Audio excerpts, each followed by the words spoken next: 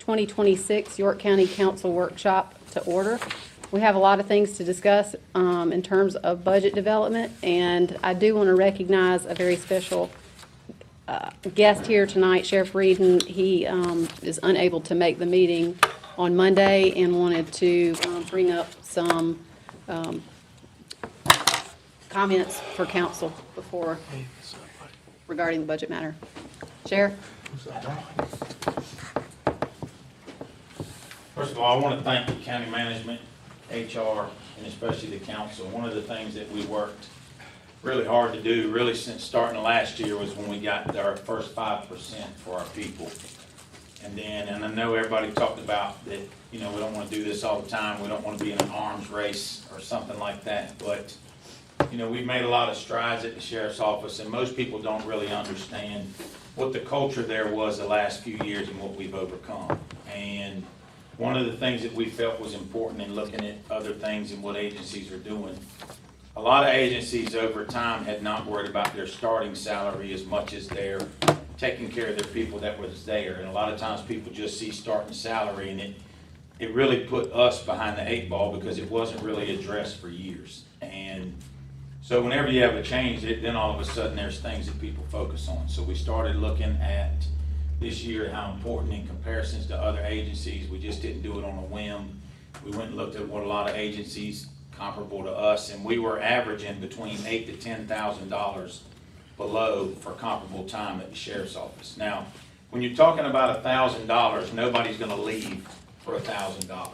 But when you're talking $8,000 to $9,000 to just change uniforms in a car, to stay in the same county and be able to go, we were starting to lose people for that. And it was starting to be to where, and what people don't understand is you can't just look at shortage numbers, because even though we just sent our largest academy class the county's ever had, we sent it to the academy. There's 12 people at the academy right now. We have a sword class right behind them that'll be about 8. And when we get both of those out, that'll put us on paper only 3 or 4 short. But, we had somebody resign recently. So you're always gonna have that. But, so some of that was money and some other issues. So we went to council, we started looking at it and what we had this year and going forward. And thank goodness with the millage increase and everything else, we proposed to give our people a 10% raise now. And with last year and this 10% and doing it before the June evaluation period, that's gonna put our people completely whole and on par where we're gonna remain competitive. And it was a lot of work by our people. Heather, Lee Stoneburner, and the major put a lot of work in, Beth, but then also the county management and HR put a lot of work into that and helping us get there. And so that was what the proposal was, and we can do it without a tax increase and without putting a burden on our people. But the one thing I've told everybody from the beginning is, and we told our people, it's gonna be harder to be a deputy than it ever has been. From accountability to expectations to professionalism. If we're gonna tell them that, well, what we're compensating them has to match. And we believe this is the first step in that. I also didn't promise I'm not doing it again whenever I have to. But because, to me, we have told everybody from day one, we have one priority, and that's to protect the county. And everything else doesn't matter but the people that do it. And the people that go out there night in, night out, and put their lives on the line, that's the only people that matter to me. I will also tell you that the only thing that I've requested is that the only sworn person at the sheriff's office not receive this raise is me. I'm the only person at the sheriff's office that will not get an increase through this raise, because I thought it was important that I could defend it more if I'm not getting it. I don't need it, don't want it, it's for our people. So I felt that was very important too, not necessarily to put out there, but so people understood where I was with it. I gained nothing from it. So that was why I wanted to come see you. Unfortunately, we've got a trip planned this weekend. This weekend's important. Saturday night's the anniversary when we lost Colby, so we kind of try and go out of town when that's happening. So we'll be gone till Tuesday, so I can't make the meeting, but I just wanted to come talk to y'all tonight and have that opportunity to thank y'all for your support. So any questions off that? Sheriff, I want to say, first of all, our prayers and thoughts are with you and Brooke, and though this is a difficult time, we did talk about this issue at our retreat, and it is on the agenda Monday night to move forward. Certainly, we have to be competitive to keep our law enforcement officers staffed and to keep our community safe. And you being able to do that within your budget constraints obviously makes that an easy decision for me. And we appreciate the work that you do for our community. Yeah, I do want to second that. Excuse me. Sheriff, again, thank you for what you do for the community and for the people across the board. And again, full support on what you're asking for, and my prayers are with you. And I know you know what you're talking about, because I got 2 kids on the force. So I wholeheartedly am behind it. I echo everything that's been said. I do have a question, though. So the detention center, since I joined council, I don't know, we were 30, 35, 40 behind in the detention center. So give us an update on that and how you're planning on dealing with Well, that shortfall. One of the things that we talked about, and I talked to Chief Hicks, and we spent a lot of time with it, and we've had some really in-depth conversations. And, and one of the things that we talked about, and I've done one-on-ones with most of detention, all but about 13 people, and they've had some turnover. But one of the recurring themes was consistency. Wasn't fair across the board, certain things differently, and we've had a lot of discussions about, sometimes so many programs and such a burden put on our people. And then also, one of the things that I learned from all that is we have a large group of people that are this 15 years above at the detention center. Then we have a large group of people that are below 2 years. The problem is, if we don't grow this middle group, we're going to be in trouble in the next 5 to 10 years, because this group cannot run the detention center. So I've just had to make Hicks realize that I understand before you had a sheriff that might not have cared about the detention center or been involved. That's no longer the case. We've made some promotions over there that put people in position that one of the times that I heard from everybody is, everything would be better if it ran like so-and-so shift, and that's what heard across the board. Well, she was the one that made captain and put her over all the shifts and working on that continuity. And so we've tried to get everybody to understand how important it is. I told the chief, I said, look, if you've been 35, 36 short for 4 years, you have to change your mentality and ability to look at it a different way, because what you're doing isn't working. I'm not saying you're not passionate, and Chief Hicks, you can't replace what it is for somebody that loves coming to work in the jail. You can't. But we had to acknowledge that the way we were going about it was failing. So we've made some different promotions. We've moved, we've changed some alignments, and we've also, one of the things I've told them is we need to be very transparent to people about how hard the job is. If you think that the first time you're going to get punched is when you get punched, you're not going to stay. You have to tell people how hard it is. And the average person doesn't understand that to have feces and urine and spit and this for that amount of money is, you can't fathom that until it happens. So we've tried to be very honest with people about what it is. But we've also tried to move people in around the facility in different positions, because sometimes people feel like they're stuck in the housing unit with inmates and don't get to do something else. So we've made some strides in it. I think that we've changed how we're putting the thing out. We kind of realized that the job fair they do on that every other month or whatever it is, they started putting it on different job sites, and we got a lot more increase on that. So one of the things that's also going to help is when we get this new, we get the new nursing positions classified and get a full medical staff, that's going to make a difference, because now you're going to take the medication from the inmates to medical staff, because that is a huge burden off of them. It's a huge liability, and now inmates are not pushing meds, which all you are is one wrong pill from somebody, and then that's way worse than just an in-custody death. So that's going to be another step. But we're constantly talking to them and making moves and listening to them to try and get that understanding. So we have made some strides over there, and we're continuing to go in the right direction in the detention center. All right, And thank that's you. a real focus of ours. Thank you for answering that. Just one quick question. So when we voted on the 5% increase, we actually saw a scale of where we compared to our competitors. Will we have that on Monday night? We did have a lot of printouts Yeah, as well as we'll We have can it. pull that together. That'd be great. Yeah. Yeah, we have it, and we are, and this, between the 5 and the 2 June raises that we're gonna get by June, is gonna put us very, very comparable to everybody else. One of the things that really led to this is we think Lancaster's about to give either a 10 or 15% pay raise, which they were already slightly above anyway, and that makes it, like I said, if we can always stay, we don't need to be ahead of everybody. It's not what we're trying to do. But if you can stay within that $1,000, $2,000 range, you're not as apt to leave for that as you would 8 to 9. Yeah. We had somebody leave us that had about 7 or 8 years and went to Rock Hill and got a $9,000 pay raise. So, and he went over there. Now, he was also somebody that, some turnover isn't bad turnover. Nobody cried or nobody had a pity party when he left. But it's one of those things that he goes over there and all of a sudden it's the greatest place in the world. So there's that too. So, but this will get us where we need to be.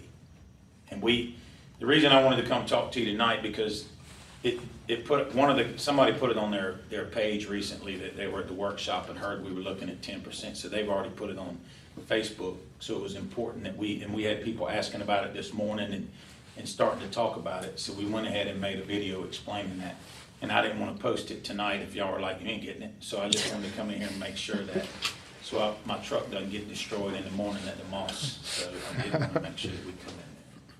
So, but that's where we are with that. And I want to thank, David and Josh and everybody for all the work you did. It was a lot of work and there was a lot of back and forth. And so it means a lot to our people. It really does.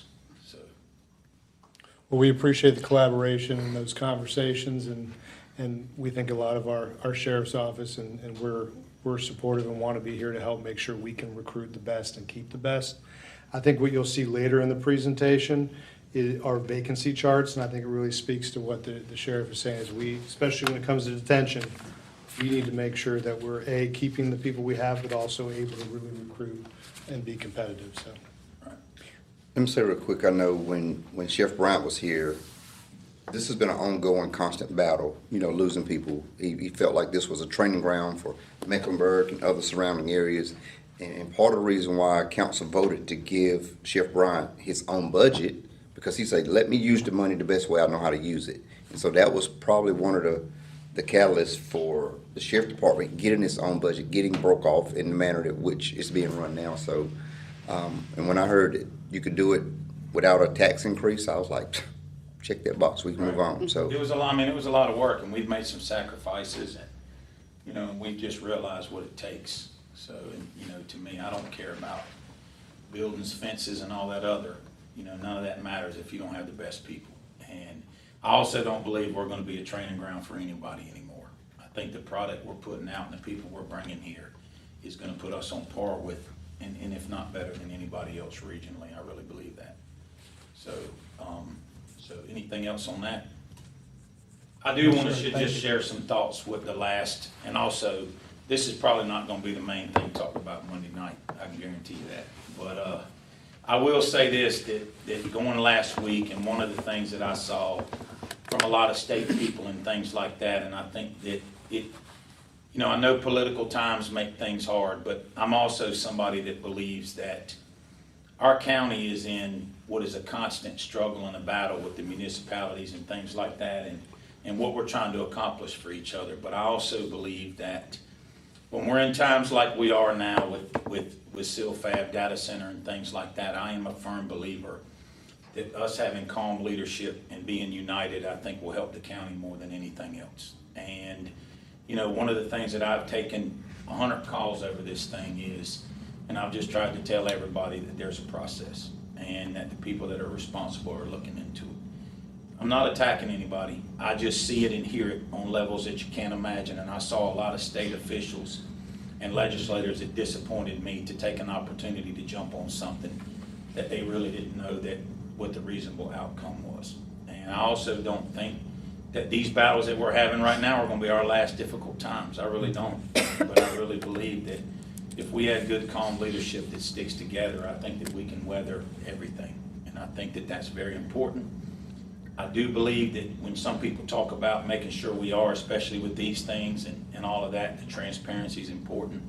But us being unified and make sure that we can have whatever we have, but still not make ourselves vulnerable to other people that want to take advantage of the county, I think is important too.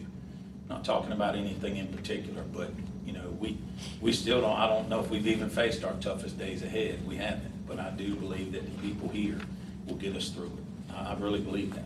I've been excited about this, and I believe in it, and I think that if we all just do that, I think we're gonna weather any storm that comes along. It's just my opinion, I don't know everything, I'm not as smart as anybody in here, but I do believe that a lot of people love this county and want us to thrive. So, it's not critical anybody here, it's just what I've seen from a lot of outside people that took this opportunity to lift themselves up. And, you know, and I just seen a lot this week from a lot of people that just surprised me. So, but like I said, I hope that makes sense. Not attacking anybody. You know, I just think we've got whatever days are ahead of us. So, but I appreciate everybody in here, I really do. And thank y'all so much. Thank you. See you. Thank you. All right, we do have a good bit to cover with the budget development. Instead of me reading these out individually, I'm just going to turn it over to you, Josh, to run us through what you want us to do. Yes, though we have five bullets, trust me, that we could be done by 7, so we want to respect y'all's time. First off, I do want to recognize our new interim Assistant County Manager over Infrastructure, Eric Reckett. He's a familiar face. I've sent y'all an email, you know, during transitions, it's important you have leaders who can step up. And I've asked Eric to serve for a transitionary period as Assistant County Manager. He's going to be over, obviously, Public Works and Utilities, and he's going to help us navigate some of the capital projects we're working on, amongst other things, and a water rate study. We've got a lot of big things coming to build our utilities, and Eric's going to step up and help with that. So he's here. This is his first workshop, so I wanted to recognize him, but obviously a familiar face. As we jump in, we're going to do a quick just highlight reel of the retreat we had. I know Watts couldn't be there, so we want to just remind everybody what we talked about. It won't be long, but the important thing is we wanted to remind y'all of the priorities y'all discussed, so you can hear that again and share any feedback you have on that. There's one quick revenue update based on what the state's up to. We're going to talk about thinking about the future and planning for the future, as we have a number of plans y'all have discussed over the year, and we're contemplating and needing to put some of those in the budget, and we want to have that conversation. We did this last year, we'll do this every year, but we have a compensation and benefits overview that our HR director, Lisa Davidson, will go over real quick. And then we wanted to give y'all the opportunity just to bring up any other questions you have about the budget that you want us to look into for the next workshop. So with that, I'm going to hand it off to our budget director, Trish Startup, and she will share about the budget workshop, or the budget retreat. Thank you. So just starting with a high-level overview about the retreat, we had an Olympic theme where we discussed the time is now. And so the county manager, well, actually the chairwoman kicked it off with a wonderful segue into the retreat, the Olympic theme, with how we're all from different districts and facets of York County, but we're all one York County in here for the best intention of the county. So we kicked it off that way, and then the county manager spoke about how the time is now. And so he just brought up that York County has the opportunity to catch up, where we're behind in some areas within the county. And we have this strategic plan to guide us. And within this budget, we have the opportunity to be even more intentional on how we move forward, to where we can strategize to be a proactive county more so than a reactive county. And the budget this year will be a great tool to get us to where we need to be. He talked about setting the stage. We went through population, the population within York County, the population within South Carolina, how some changes in Charlotte and North Carolina. It looks like that we'll have more of a retiree population here in the future. So he kind of just went over some population demographics and set the stage as to where we're headed in York County. He also talked about how it looks like the state is going to give us, or give to local municipalities, some more roads, and how we're already taking care of our roads, but to keep that on the forefront of your minds. We talked about the legislative changes. Our auditor came and did a great job of talking about the revenue impacts of watercraft taxes, the heavy-duty trucks, homestead exemption. And these are items that are moving every week within the legislation, or the legislative bodies, and he's doing a great job staying on top of it. So I think every time we have a budget workshop, you'll probably hear some piece about this. And he's really keeping an eye and doing due diligence and keeping up with, they're actually changing constantly. So keeping up with it and providing management with, here's how the revenue's gonna be impacted at York County. They changed it to this, here's how it's gonna be impacted this way. So the county manager is gonna update everyone about that tonight. The assistant county manager, Tom Couch, did a great job overviewing where we are with our capital projects, mostly with the 1420, which is our capital project fund, where we are with our parks within that fund. And so he did a high-level overview of each of the projects that were budgeted this year in the budget. And then I gave a preliminary overview of here's what we're looking at for 1420, the capital maintenance fund, and FY27, and then 1422, which is our capital maintenance fund. And as I said, those were very preliminary numbers. Then Mr. Couch came back and he spoke about the 5-year road plan and what that looked like, and he showed several slides about that and where we're headed with using the strategic plan in our 5-year road plan. And then we also touched base about stormwater because that's an important piece of the strategic plan as well. So he touched base on those items. After lunch, we came back and we spoke about service level demands. We first started where the Assistant County Manager, David Garner, spoke about public safety. And within that, he talked about how our PSC 911 renegotiated the contract with Motorola, and we were able to save $8 million. But you'll also see this year in the FY27 budget that we absorbed some of those items, and you'll see that as well as, well, you've seen the negotiated contract with Motorola. So he went over that. He also discussed the emergency management position the EMS position that will be requested in the FY27 budget.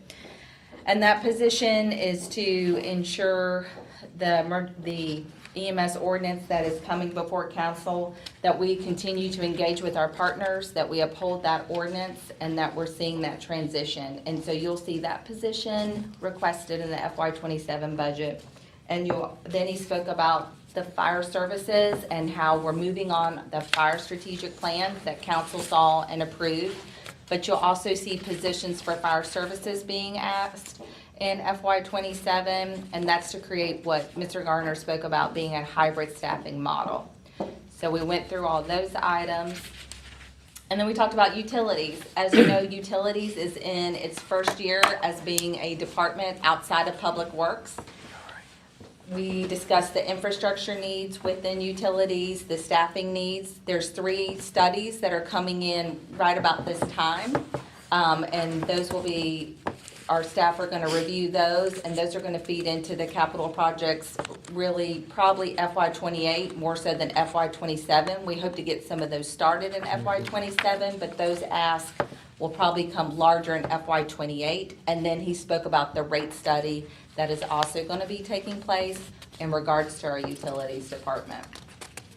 We talked about, Mr. Couch came back up and he spoke about parks, the service level demands. Catawba Bend opened up this weekend, had a great turnout, beautiful weather, and it's going to be open 4 days a week. We're also looking to get Wood Opened as well. And so we talked about that and the staffing needs for FY27 for our parks. At the beginning before lunch, we spoke with council about priorities. What do you all see as report priorities for this year? I wrote them up on the wall, and now I've included them on this slide. And I think I'd like to just open it to the floor. Now that you've gone home, you've had time to really think about the retreat or any questions or anything that arose after the retreat. Do you still agree with these priorities, or is there anything that council would like to add to these priorities going into the budget process? So we talked about the economic development strategy, address planned growth, the future of utilities, roads, infrastructure, partnership with our parks, committee and council communication, legislative partnerships, and fire station and vehicles were what we wrote on the wall. Are you saying these are in order of what we No, said? ma'am, these Okay. are Just the order you shared it. Yes, just the order that I wrote them down when they were shared at the meeting. I think there was also a request for legal support. I don't know what that falls in a category that I'm not looking at. Yeah, it might have been number 8. Legislative partnership. But we can add it if that's what council wants us to do. Yeah, that was added on. That was added on there.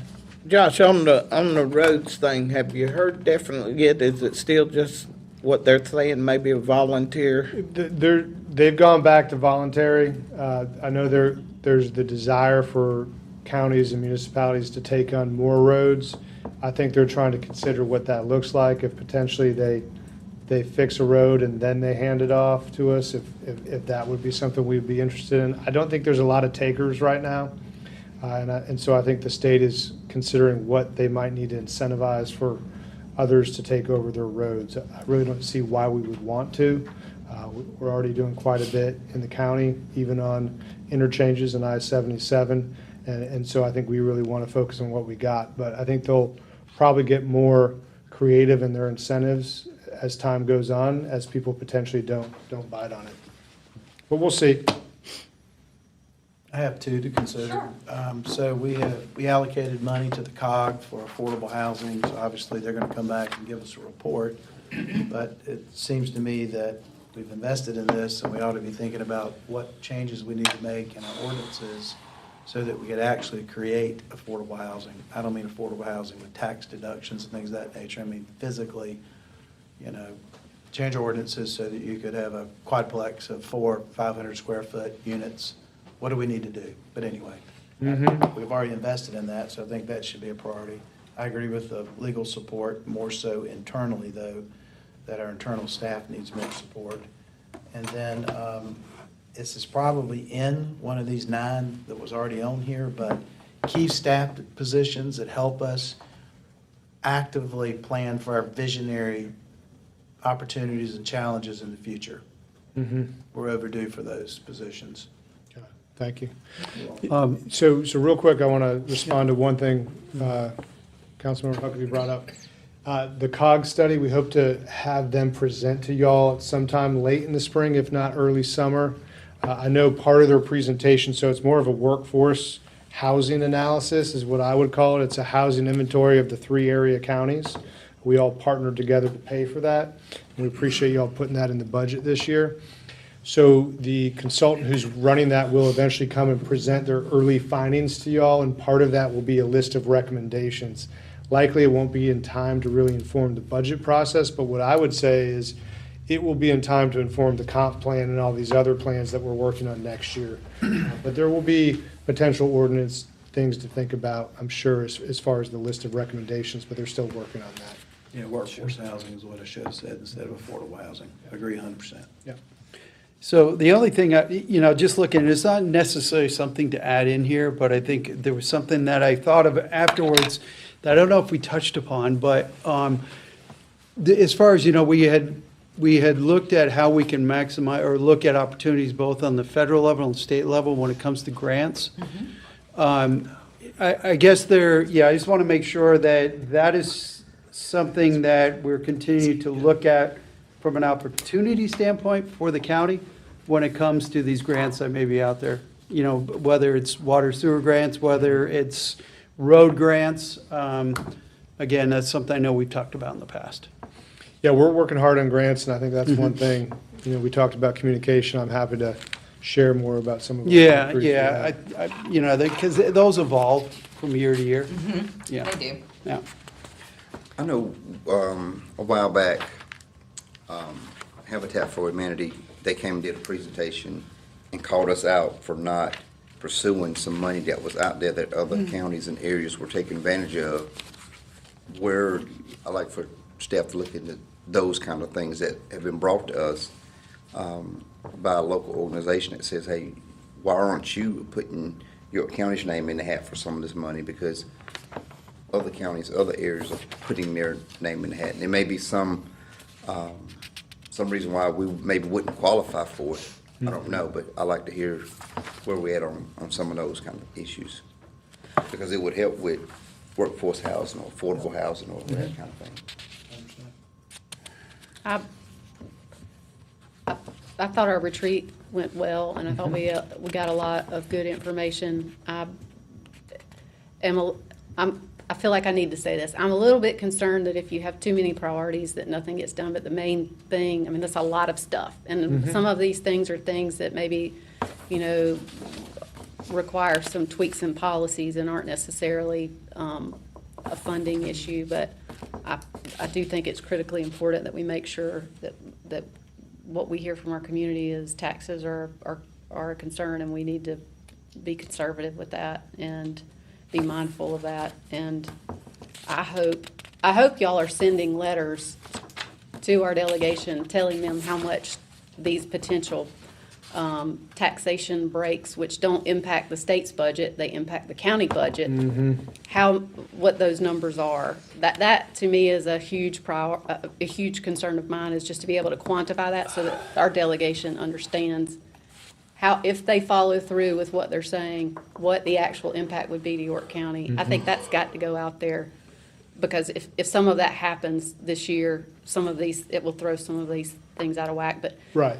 The last thing I'll say is, my recollection of the retreat was that the main thing that council was really interested in doing is having and getting on paper long-range planning for these things. Something that Yes. when we have something that's roads being at the top, having that plan to justify anything that we go to use those funds for. That to me was the number one thing that I heard, so. Yeah, well said, Madam Chair, and it's a great transition here to a later part of this presentation, but what I would say is, these are big things. No one budget is going to solve all these things, but just like why we have a strategic plan, what you're trying to do is to get to a certain point, and if you never start moving towards that certain point, you're never going to get there. And I think that's what we're saying here. Your priorities are all in the strategic plan. Like, these are all things we're working on. We've made great progress in the first year and a half of our strategic plan. We got another year and a half to go. And so what I think this is really recognition that y'all are still completely bought into our strategic plan and achieving what y'all shared a year and a half ago. We wanted to give you, and thanks Trish for that review. What we're trying to do here is remind all of y'all where we were at the retreat, because I think it's important. I think last year potentially, we had a really good retreat, but then the workshops after, we didn't connect back, so we want to make sure to do that intentionally this year. When we looked at the revenue, one of the revenues we shared, as Trish mentioned, was the boat tax.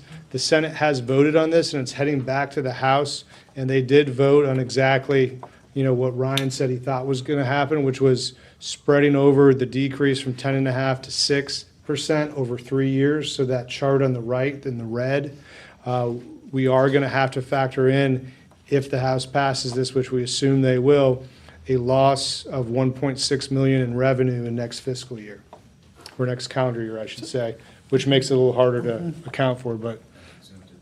Yeah, and so the other piece of this is, they treated motors separately. The reason why 27 is so much higher, so that first year impact is higher, is because they exempted motors. So that impact happens year one. Year two and year three is a smaller impact, so it goes from 1.6 to 2.3, which is more of a $700,000 impact in combination, but that's because the motors have already been exempted in year one. Did they, when we talked through this, did they ever come back with the numbers of what they thought the offset would be for people actually registering their boats in South Carolina as opposed to I would call North that, Carolina? yeah, good question, Councilmember Audette. I think that's more of a premonition. I don't think it's a reality. I shared that at the retreat where, the thought is that people will change where they're registering their boats. There's really no way to know.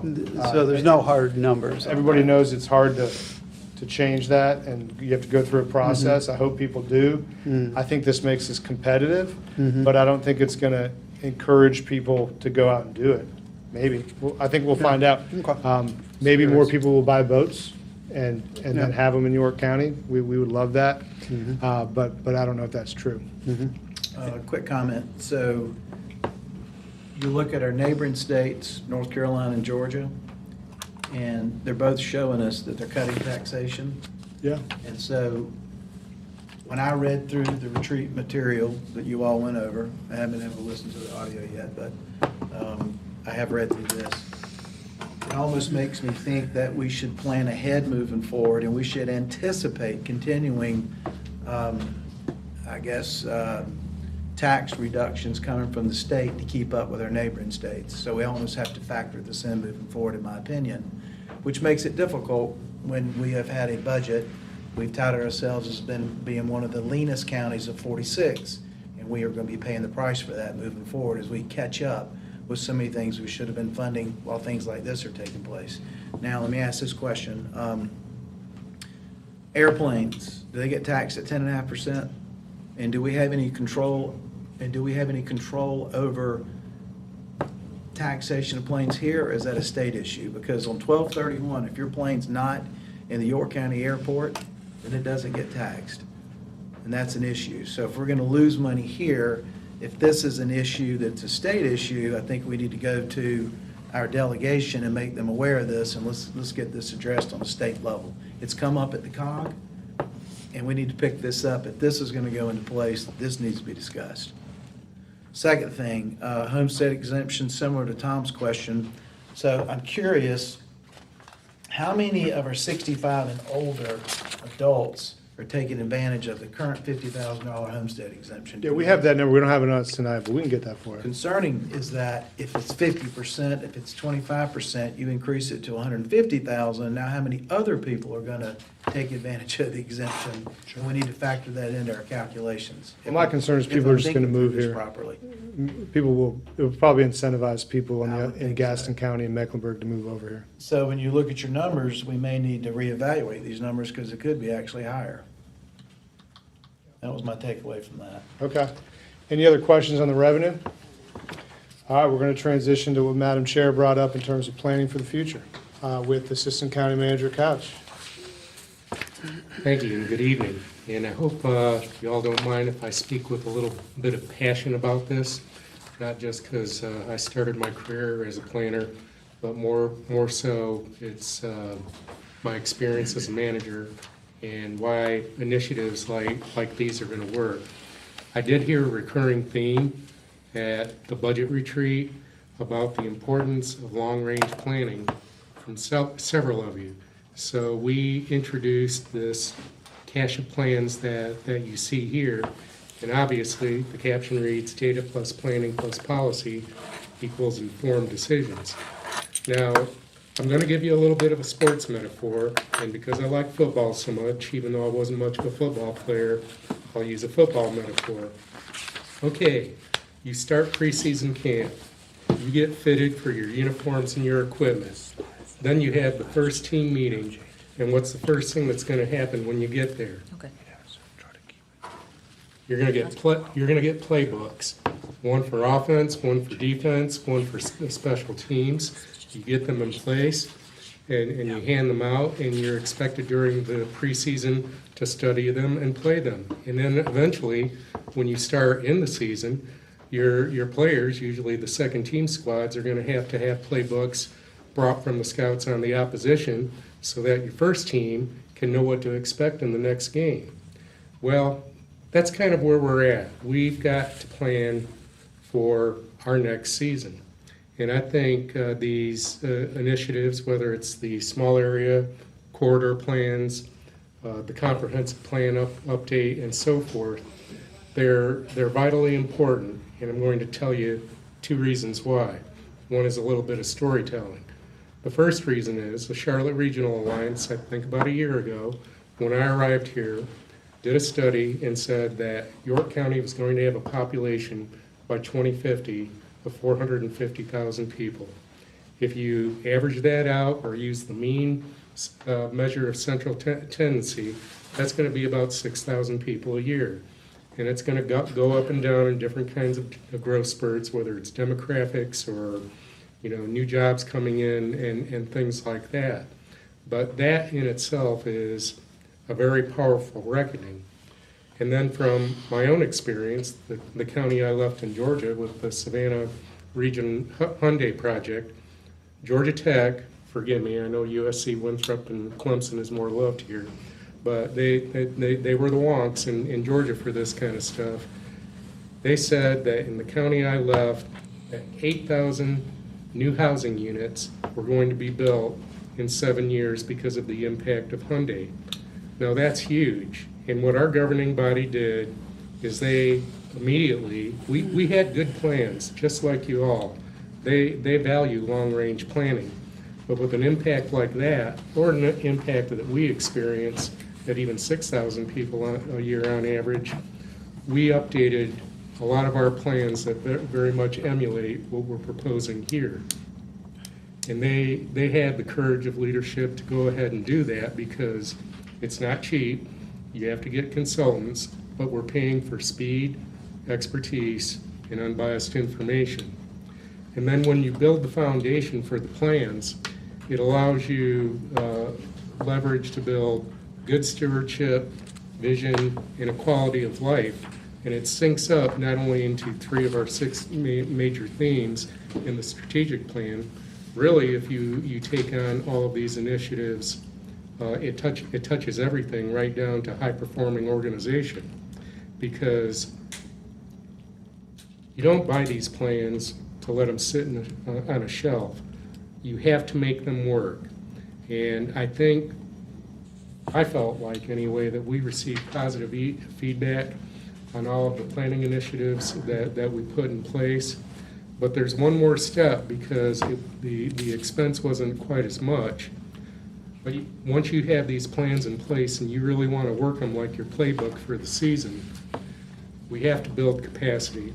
And we do have in the budget requests that have been vetted by management so far, although we still have some further vetting to do, there's been a request by the planning department for a long-range planner position.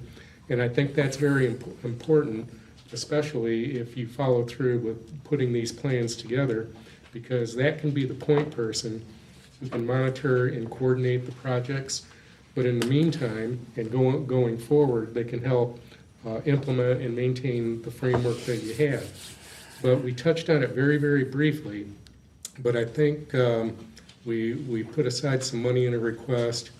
I know that discussions about impact fees were very challenging this year.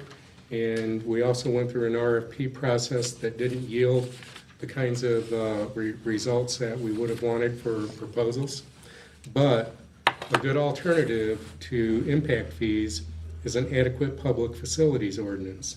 And what it does directly is it links development approvals to infrastructure capacity, and that aids you in making a decision.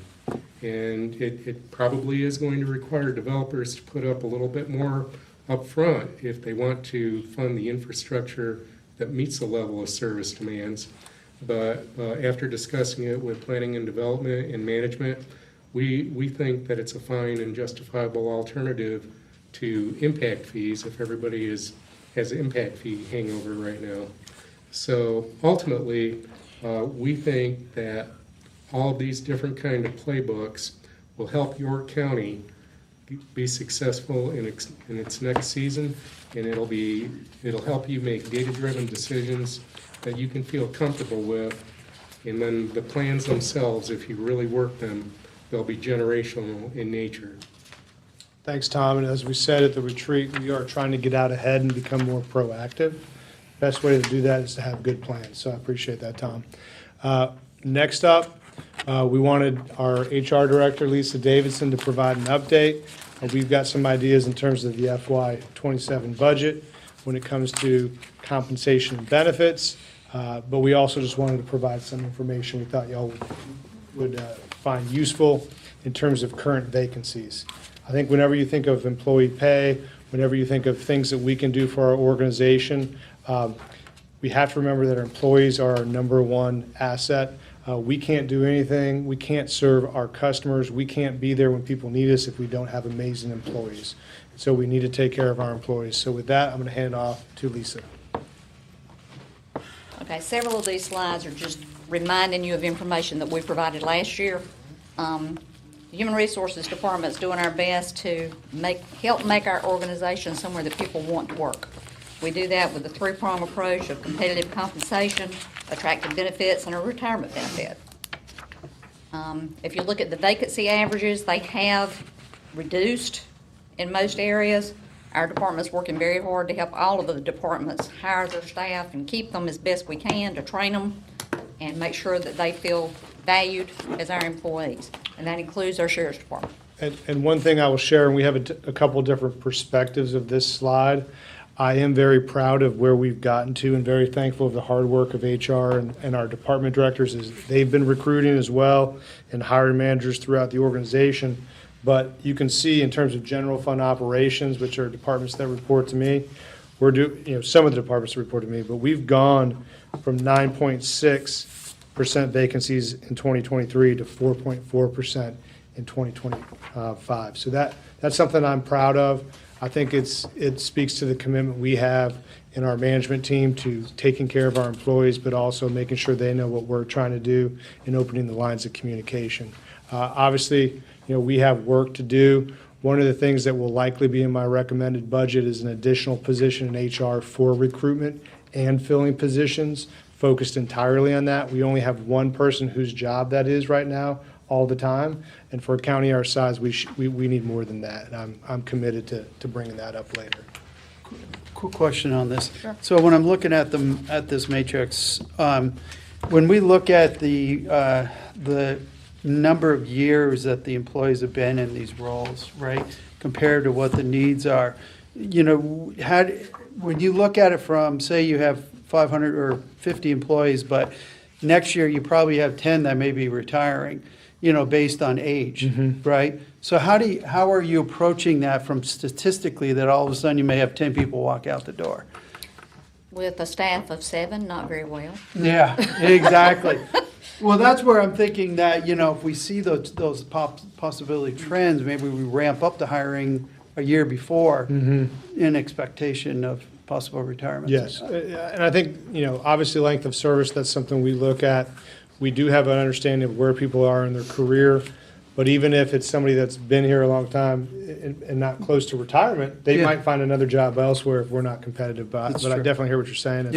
And with our system that we have, we're able to pull analytics from that, and we're trying to increase the number of analytics we use from the HR perspective. And that's something I think we're growing. And I think most departments do anticipate retirements. Okay. They know ahead of time on most people, not all, but most. Most, yeah. Sounds good. This just breaks it down in a different format as far as the vacancies for the general fund and the sheriff's department. The other funds, we like to remind you that this includes fire services, solid waste disposal, collection and recycling, utilities, Bethel Lake Wiley Park, Catawba Bend Park, economic development, and the public safety communications subscriber accounts. These are just different departments that are just budgeted differently, and that's why we split them out separately. So if you go to July on this chart, one of the reasons that the other funds vacancy number jumped is because y'all did approve a number of Catawba Bend positions. You did approve a number of utilities fund positions as well. So when you approve positions, they are automatically in July 1 vacant, right? And we got to go fill them. So we do appreciate y'all approving positions, and then we work hard to fill them throughout the year. And that just explains the solicitor's department, the compensation history. And real quickly, so one thing I did want to note, and Sheriff Breeden said it well at the very beginning, but we wanted to provide you all these charts so you could look at later. The sheriff's chart definitely shows that they have a number of vacancies, and that's one of the big reasons I support their request. A lot of those vacancies are in the detention center, and we want to do all we can. Not just pay, but also working to support those employees and help recruit more employees to the detention center. I think part of the work we're doing at Moss Justice Center to improve it through the capital projects will help as well, so we can meet the need in terms of pay, infrastructure, resources, and taking care of our employees. Okay. I'll let you get back to it. The compensation, this is a chart that shows you the history of the changes in compensation that we've done for employees. And what we're recommending for next year is a 3 to 3.5% pay for performance merit increase, as well as increasing the salary ranges by at least 1%. And one of the things, we see, and it happened here in York County, obviously during hard financial times, it happened in a lot of places, in places where I've worked in the past too. You go a number of years without a raise, and so it causes a lot of compression challenges later because the folks that have worked here 20 years and didn't get raises for 5 years are now all of a sudden compressing with the folks that you're hiring who are coming in at a higher rate. And so that's why it's so important to be consistent and to give annual raises. We still believe that between the 3 and the 3.5, which is what we've done the last few years, is the right number. What's important is that we do that every year so we can continue to remain competitive. So we're not out there in 1 year having to ask for a really big increase to remain competitive. But that's what we're trying to do here. Okay, these are just the benefits that we described to you Sorry. last year. I'm Sorry, Lisa, what's the state doing? Y'all know? What's, What, I don't know. I haven't we can been reach told. out and find Yeah. out. Thanks. Or as awful as it sounds, I think I read it and I can't recall it right now. I apologize. The full-time benefits, these are the same benefits that we showed you last year, except for the two that we were grateful that you let us add this year, the 3 days of bereavement leave and the 30 days of parental leave. The sheriff says he has a lot of officers really enjoying that parental leave, and he does. Couple of benefits that we would like for you to at least consider in next year is when we added the bereavement leave, we realized that our policy allowed for a larger group of family members for an employee to use sick leave for, if they needed to. And the bereavement leave, we had limited it to just a couple of different family members. So what we're trying to do is take away a few out of the sick leave and add a few more to the bereavement so that they'll match as far as which family members you can use those types of leave for. So that's what that's about.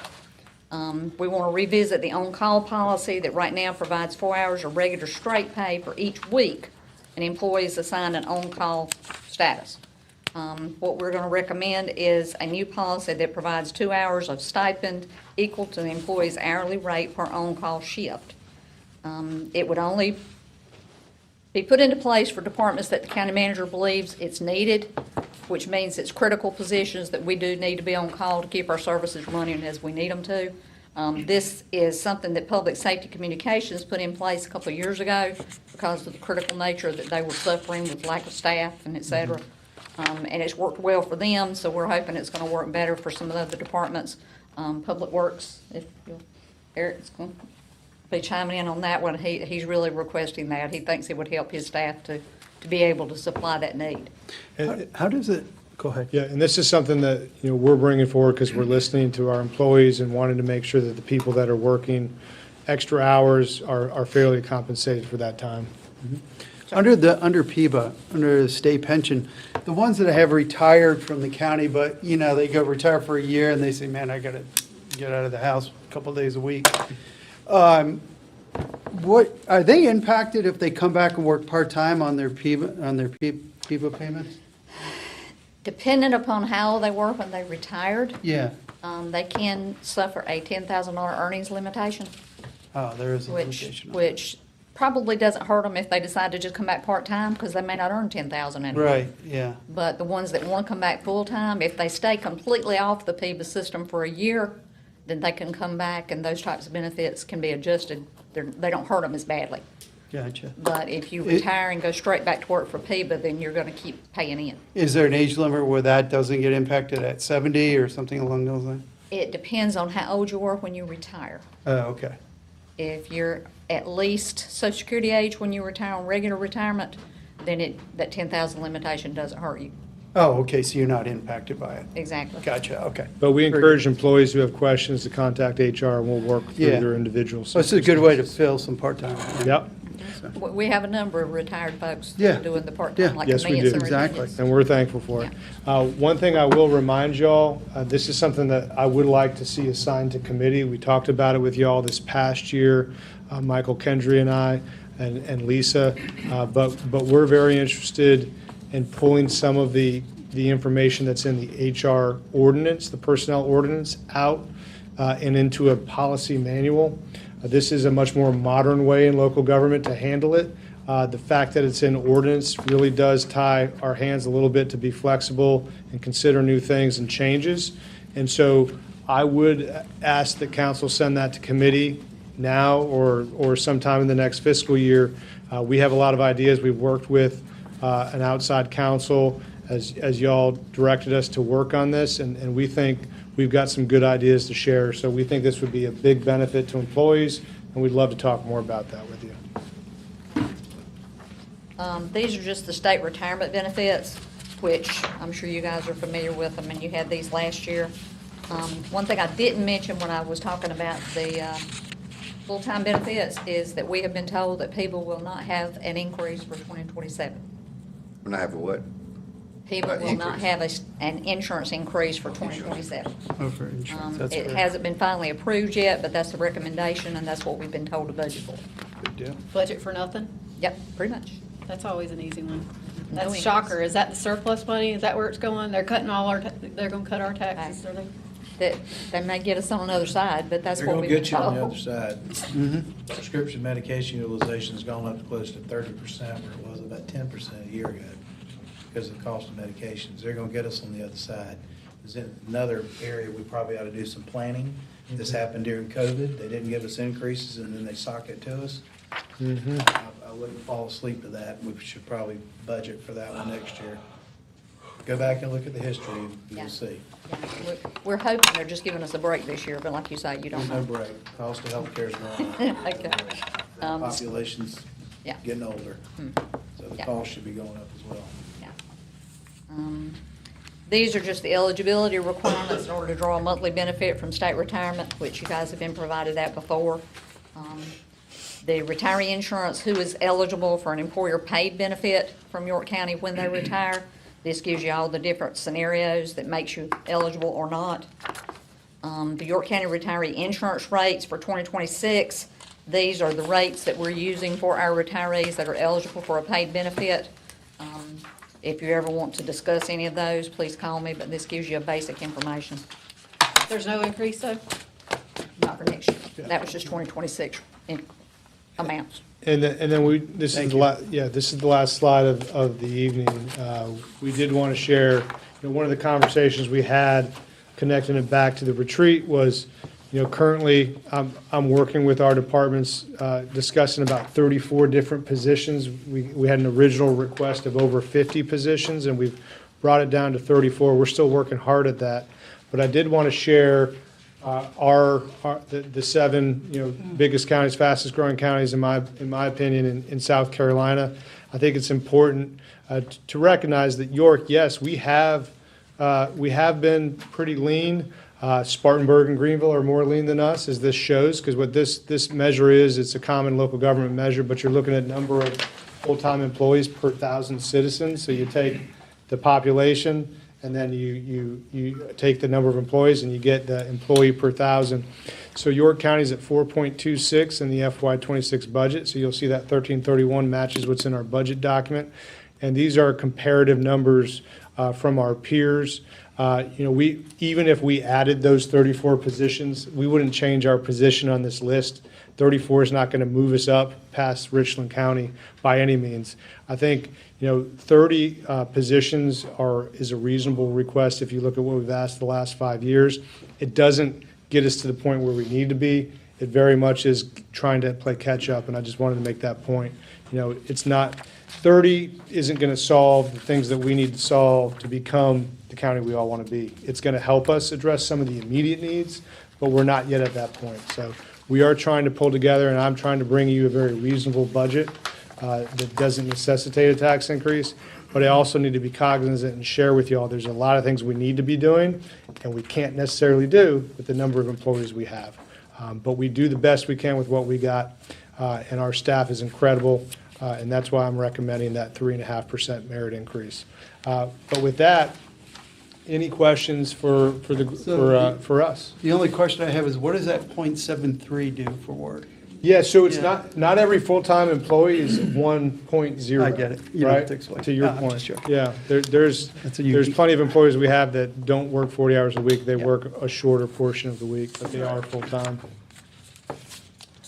Anything else? Questions, comments? We're on to the last item here, other budget items, and this is y'all's time to share any other questions, concerns, or things you want us to work on. as we continue on. Just as a reminder, this is our first budget workshop. We have 2 more, 1 more each month, then we've got 3 readings of the budget. So our goal is really to hear y'all's questions and concerns on the front end, so we can work that into the recommended budget that I'm going to present on April 20th. Is that right? So the more I hear before April 20th, the better the budget will be. The only question I had was based on the conversation we had in the workshop around the request for like agencies that come to us. And getting those in early. Yep. So we'll know on the upfront. Yeah, Trish, you want to share when we'll have those for council? Yes, so we just received those before our workshop. Right. Or, excuse me, our retreat. They came in that Friday. There's a couple still coming in, Okay. but we are finalizing that information actually this week. So that is something that we can talk about at the April workshop or even the May one. Okay. We'll have all that information. Okay, all right, good, thank you. I have asked for this. I would like to see the list of reclassifications that are being proposed and that are included in the budget when you get a chance. And I certainly like hearing no tax increase. I know the community appreciates that.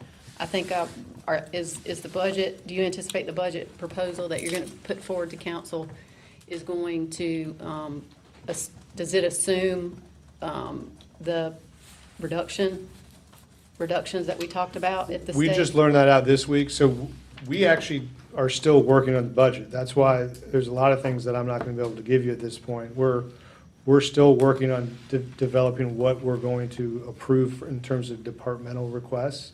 We're still finalizing the revenues. And so, you mentioned the reclasses. That's a process that we use a consultant for. There's an actual, compensation consultant that studies our positions and says whether a position needs to be reclassed or not. So a reclass is based on the duties that a current person, a live person or a vacant position is doing that's not actually written in their job duties, so there are things that have changed about their position. And so if somebody is doing things that aren't in their position and their job duties, you got to pay them for those things. And so you go through a professional process with a consultant to tell you what that person should be graded at, that position, not the person. So that's what the reclass process is. So we're still working with our consultant. Those reclasses, like the ones in FY26, will be in the recommended budget book, and we can talk about those. But I would warn council to get too involved in reclasses because it really is a consultant-driven and HR-driven process, and it's about the position. And so if you have concerns about any of those, I'd love to talk about it, but we're not in a position to share those with y'all now. In terms of, what was the second part of your question, Madam Chair? I don't know. I don't like being told, don't worry about it. I would like to see that, but I'm here. When I have it, I can share with you. I don't, when I have a final list that I'm gonna put in the recommended budget, I'm happy to share with you.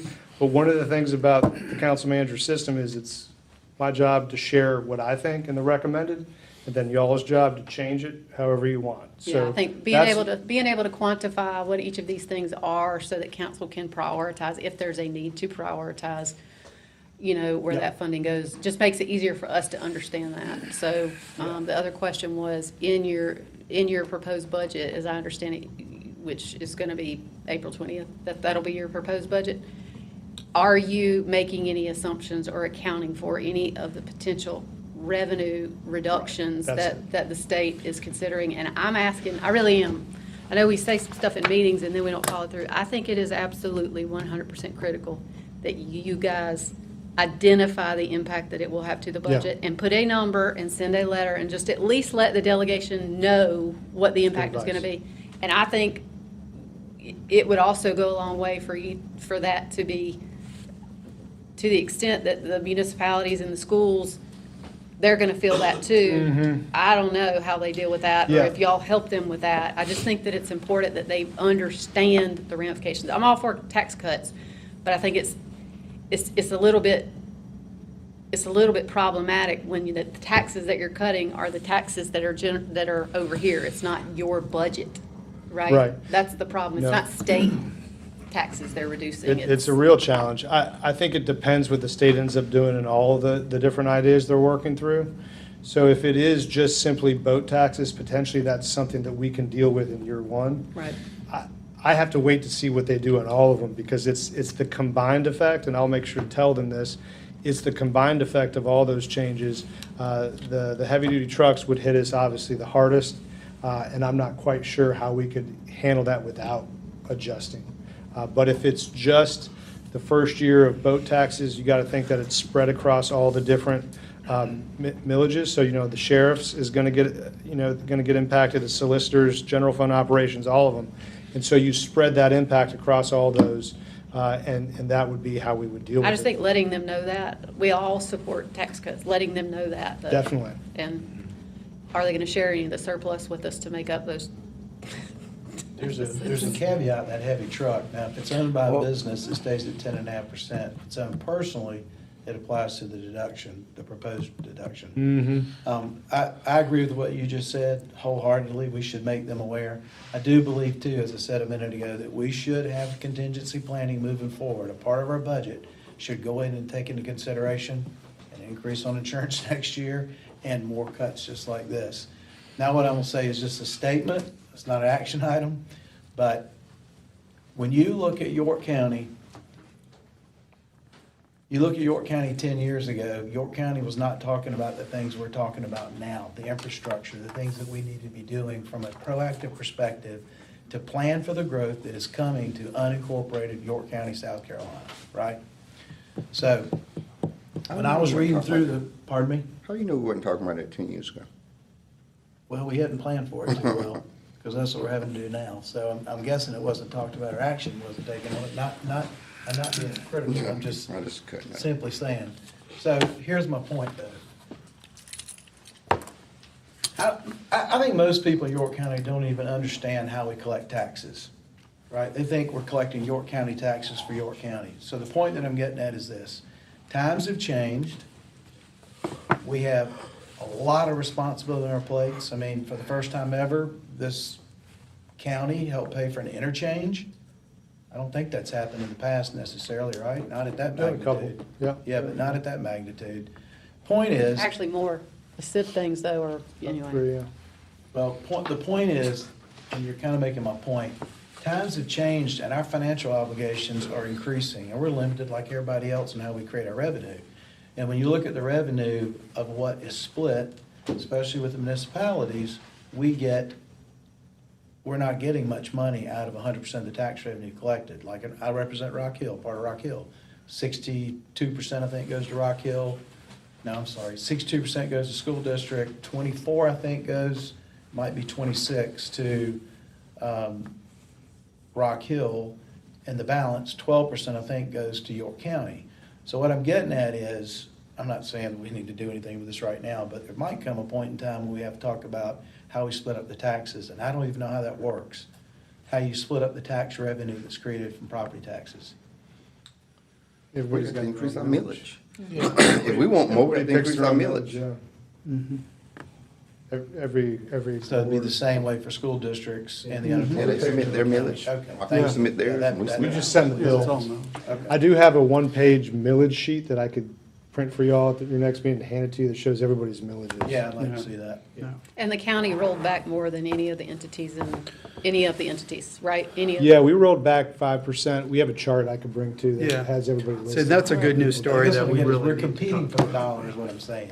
Every dollar, we got either 3 entities or 2 entities competing for the dollar that's collected. If we increase, Typically, when people get a bill and it's gone up, it's because of the school district, and we get the call, and we answer it, and we walk them through what led to their increase, but it's typically school districts. I like to see a figure that shows 15 years ago, 10 years ago, 5 years ago, and now, what York County was getting off a $300,000 house. Sure, that's a good question. You know, I like because that. when people get the bill, we always take the hit when taxes go up from the schools and municipalities. Right. We get the phone calls for school increases. We get the phone calls because they look at that bottom line. They're not going through line by line, breaking down that bill. York County sent me a bill for $3,500. It ain't that the schools went up the value of the mill. $300 on this year, and the city went up $200. It's York County. It's the Robin Hood syndrome. So I think that would be a helpful piece to Yeah, we see can work on that. Yeah. on a typical $250,000, $300,000 house. What have we, where we were 15 years ago and where we at now? It probably hadn't increased, but a split. But in Fort Mill, it has significantly. I'm talking about the county's portion. I'm with you. Yeah, the county's portion. Well, that was kind of my point, was I was making them kind of all fighting at the same buck, what percentage you're getting. On, how you gonna work as far as on request stuff that we want to see? Well, I think the opportunity is for you all to bring those up and for you to ask us questions and let us know. I think the question is it something you're gonna, that we're thinking about and is gonna be in the recommended budget, or is it something that you're gonna bring forward after you receive it and try to add it to the recommended Well- budget? But anything I would say is, please, if you have ideas of things that you're gonna talk about with your peers, really start talking about that now with each other, and have these conversations in our workshops, because I really hope that by second reading, we've addressed the changes, so that when the public sees third reading, there's not a lot of changes occurring at third reading of the budget. When you took your walkabout on the York Place project, Sure. did you see any potential that York County could also use some of those? So I recently visited York Place, similar to the ag facility. I think they're going to be potentially, might have an ask for council. I think that there's an opportunity for organizations to do that, but it's something that I've got to work with council to set up. I think that the challenge with York Place is they need help purchasing the property. Typically, as a county, we don't help purchase a property. We might help invest in that property once it's owned. We might help move or, invest in a facility on that property. That's what I was wondering. But the purchase of a property is tricky. So, we're looking at how we might be able to help as a staff, that we might be able to recommend to y'all. I'm not ready to talk about that. But if that's something that y'all want them to come to a future meeting to share their request, that's something that I would encourage too. So, but I haven't been able to work through that with Madam Chair yet in terms of what meeting and how and when. But what I committed to York Place was that my team, with Tom and I and Mitch, would come back in a month and talk about ideas that we have with them. So that was my commitment to them. So. Good deal. Anything else? Just anything in closing? Motion to adjourn. Motion adjourned. All in favor, say aye. Thanks, y'all. Thank you. Over by 14 minutes.